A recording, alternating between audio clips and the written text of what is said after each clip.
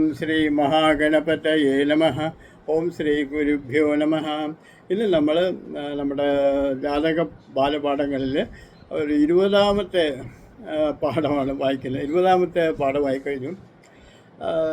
ഇന്നലെയും മറ്റേ സൂര്യരാശിയെ പറഞ്ഞു.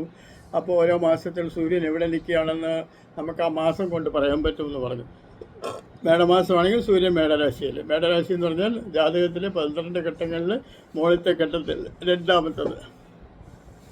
ഇടവരാശിയാണെങ്കിൽ മൂന്നാമത്തത്, മിഥുനരാശിയാണെങ്കിൽ നാലാമത്തത്, പിന്നെ കർക്കിടക 5, 6 അങ്ങനെ വരും. അപ്പോൾ സൂര്യൻ എവിടെയാണ് നിൽക്കുന്നത് അതാത് മാസങ്ങളിൽ. പിന്നെ ലഗ്നത്തിനെ പറ്റി പറഞ്ഞു. സൂര്യൻ ഉദിച്ച ശേഷം മറ്റേ ഭൂമിയെ ചുറ്റുന്നതോടൊപ്പം തന്നെത്താനെയും ചുറ്റുന്നുള്ളത് കൊണ്ട്, ഭൂമി തന്നെത്താനെയും ചുറ്റുന്നത് കൊണ്ട് സൂര്യൻ എല്ലാ രാശിയിലും എല്ലാ ലഗ്നത്തിലും ഭൂമി കാണും. എല്ലാ രാശികളെയും ഭൂമി ഒരു ദിവസം കാണും. അപ്പോൾ അതാണ് ഈ 2 മണിക്കൂർ. 12 രാശിയായപ്പോൾ 24 മണിക്കൂറാണ് ഭൂമി ചുറ്റാനായിട്ട് എടുക്കുന്നത്. ഭൂമി എന്ന് പറഞ്ഞാൽ സൂര്യൻ എന്ന് നമുക്ക് വിചാരിച്ചോളണം.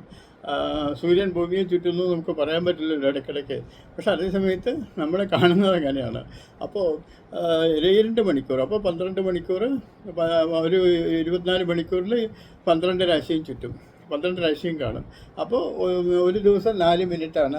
മേടരാശി കയറി കഴിഞ്ഞാൽ ഒരു ദിവസം 4 മിനിറ്റ്, അടുത്ത ദിവസം 8 മിനിറ്റായി. അപ്പോൾ ഓരോ ദിവസം 4 മിനിറ്റ് വീതം കഴിഞ്ഞിട്ട് 2 മണിക്കൂർ കഴിയുമ്പോൾ അടുത്ത രാശിയിലേക്ക് പോകും.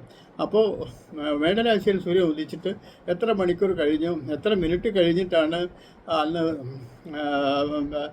ആ ദിവസം നോക്കിയാൽ നമുക്ക് പറയാൻ പറ്റും എത്ര മിനിറ്റ് കഴിഞ്ഞു എന്ന്. 10-ാം തീയതി ആണെങ്കിൽ 40 മിനിറ്റ് കഴിഞ്ഞു, 20-ാം തീയതി ആണെങ്കിൽ 80 മിനിറ്റ് കഴിഞ്ഞു. ബാക്കിയുള്ള സമയമാണ് നമുക്ക് ആ മേടലഗ്നം, അതിനുശേഷം 2 ദിവസം ഇടവലഗ്നം, അതിനുശേഷം 2 മണിക്കൂർ മിഥുനലഗ്നം, അങ്ങനെ നമുക്ക് പറയാം. അത് നമ്മൾ പ്രത്യേകമായിട്ട് പറഞ്ഞു കഴിഞ്ഞു. അടുത്തത് ചന്ദ്രരാശിയാണ്. ചന്ദ്രരാശിയാണ് നമുക്ക് കൂറെന്ന് പറയുന്നത്. 27 നക്ഷത്രങ്ങളുണ്ട്. ചന്ദ്രൻ ഭൂമിയെ ചുറ്റാൻ 27 നക്ഷത്ര സമൂഹങ്ങളുണ്ട്. അതിൽ പ്രധാനപ്പെട്ട നക്ഷത്രത്തെയാണ് നമ്മൾ പേര് പറയുന്നത്.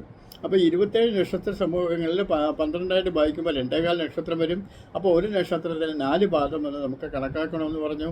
അപ്പോൾ ആദ്യത്തെ നക്ഷത്രം തുടങ്ങുന്ന അശ്വതിയിലാണ്. അശ്വതിയും ഭരണിയും കാർത്തികയുടെ കാൽഭാഗം. അങ്ങനെയാണ് നമുക്ക് നക്ഷത്ര പാദങ്ങൾ എന്ന് പറയുന്നത്. കാൽഭാഗം അരഭാഗം എന്ന് പറയുന്നതിന് പകരം നക്ഷത്ര പാദങ്ങൾ എന്ന് നമുക്ക് പറയാം.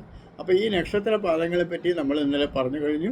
അപ്പോൾ ചില നക്ഷത്രങ്ങൾക്ക് 2 രാശിയിലും ഉണ്ടാവും. അതുകൊണ്ടാണ് നമുക്ക് ചില നക്ഷത്രക്കാർക്ക് നമ്മൾ അമ്പലങ്ങളിലൊക്കെ ചെല്ലുമ്പോൾ ചിലപ്പോൾ ചോദിക്കാറുണ്ട് നക്ഷത്രം എന്താണ്, അവിട്ടം, അത് മകരക്കൂറോ മറ്റേ കുംഭക്കൂറോ എന്ന് ചിലപ്പോൾ ചോദിക്കും. നക്ഷത്രത്തിന് ഇങ്ങനെ മകരക്കൂറാണോ കുംഭക്കൂറാണോ ശാന്തിക്കാരോ നമ്മൾ ചോദിക്കും. അപ്പോൾ അതാണ് നമ്മളെ കൂറ്. ചില നക്ഷത്രങ്ങൾക്ക് 2 കൂറുണ്ട്, അപ്പോൾ 2 രാശിയും ഉണ്ട്. അതാണ് നമ്മൾ ഒന്നുകൂടി ഇന്നലെ പറഞ്ഞത്. കാലും മുക്കാലും എന്നൊക്കെ പറയുമ്പോൾ 4, 3/4, അര എന്നൊക്കെ പറയുമ്പോൾ ചിലപ്പോൾ അങ്ങനെ വരാനുള്ള സാധ്യത ഉള്ളത് കൊണ്ടാണ് 2. അത് നമുക്ക് ഒന്നുകൂടി തെളിച്ച് പറയാൻ പോകും. അതായത് നമ്മൾ ഇന്നലെ പറഞ്ഞതിൻ്റെ തുടർച്ചയായിട്ട് പറയുകയാണ്. ചില നക്ഷത്രങ്ങൾക്ക് 2 കൂറ് ഉണ്ടാവുമെന്ന് പറഞ്ഞില്ലേ. കാർത്തിക നക്ഷത്രത്തിൻ്റെ 4 പാദങ്ങളിൽ 1 ഭാഗം മേടക്കൂറിലും ബാക്കിയുള്ള 3 ഭാഗം ഇടവക്കൂറിലുമാണ്. അതുപോലെ മകര നക്ഷത്രത്തിൻ്റെ 2 പാദങ്ങൾ ഇടവക്കൂറിലും 2 പാദങ്ങൾ മിഥുനക്കൂറിലുമാണ്. അതുപോലെ ഉത്തര നക്ഷത്രത്തിൻ്റെ 1 പാദം ചിങ്ങക്കൂറിലും 3/4 ഭാഗം കന്നിക്കൂറിലുമാണ്. അതുപോലെ വിശാഖ നക്ഷത്രത്തിൻ്റെ ചിത്ര നക്ഷത്രത്തിൻ്റെ പകുതി ഭാഗം കന്നിക്കൂറിലും പകുതി ഭാഗം തുലാക്കൂറിലുമാണ്. വിശാഖ നക്ഷത്രത്തിൻ്റെ 3/4 ഭാഗം തുലാക്കൂറിലും 1/4 ഭാഗം വൃശ്ചികക്കൂറിലുമാണ്. അതുപോലെ തന്നെ ഉത്രാട നക്ഷത്രത്തിൻ്റെ 1/4 ഭാഗം മറ്റേ ധനുരാശിയിലും 3/4 ഭാഗം മകരരാശിയിലുമാണ്.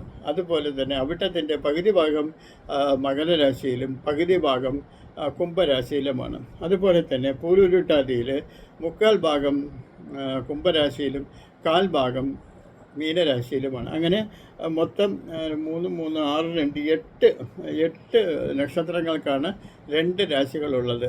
8 നക്ഷത്രങ്ങൾക്ക് 2 രാശികളുണ്ട്.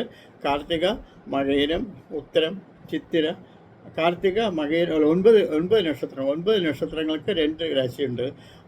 അതായത് കാർത്തിക, മകയിരം, പുണർദം, ഉത്തരം, ചിത്തിര, വിശാഖം, ഉത്രാടം, അവിട്ടം, പൂരുരുട്ടാതി. ഇങ്ങനെ 9 നക്ഷത്രങ്ങൾക്ക് 2 രാശിയുണ്ട്. അപ്പോൾ ഈ നക്ഷത്രക്കാരോട് നമ്മൾ അമ്പലങ്ങളിൽ പൂജയൊക്കെ കൊടുക്കുമ്പോൾ എന്താ നക്ഷത്രം എന്ന് എമ്പ്രാന്തിന് ചോദിക്കും. അപ്പോൾ ശാന്തിക്കാരൻ ചോദിക്കും. നമ്മൾ പറയും അവിട്ട നക്ഷത്രം. അപ്പോൾ പെട്ടെന്ന് ചോദിക്കും മകരക്കൂറാണോ കുംഭക്കൂറാണോ? എന്താ അപ്പോൾ അത് മകരക്കൂറാണോ കുംഭക്കൂറാണോ? പക്ഷേ നിങ്ങളുടെ അടുത്ത് തിരുവോണക്കാരുടെ അടുത്ത് ചോദിക്കില്ല. തിരുവോണക്കാർ മകരെന്ന് പറയും കേട്ടോളും. പക്ഷേ അവിട്ടത്തുകാരെ മാത്രം നക്ഷത്രം പറയുമ്പോൾ തന്നെ ഇങ്ങോട്ടൊരു ചോദ്യമാണ് മകരക്കൂറാണോ കുംഭക്കൂറാണോ? അപ്പോൾ അതാണ് ഞാൻ പ്രത്യേകം പറഞ്ഞത്. 9 നക്ഷത്രക്കാർ 2 കൂറുകളും ഉണ്ടാവും. അതായത് കാർത്തിക, മകയിരം, പുണർന്നം, ഉത്രം, ചിത്ര, വിശാഖം, ഉത്രാടം, അവിട്ടം, പൂരുരുട്ടാതി, ഇവർ 2 കൂറിലുണ്ട്. 2 കൂറിൽ വെച്ചാൽ ഒരു നക്ഷത്രക്കാർ ജനിച്ച് എപ്പോഴാണ് ജനിക്കുന്ന പോലെയാണ്. ഒരു നക്ഷത്രത്തിന് 4 പാദമുണ്ട്.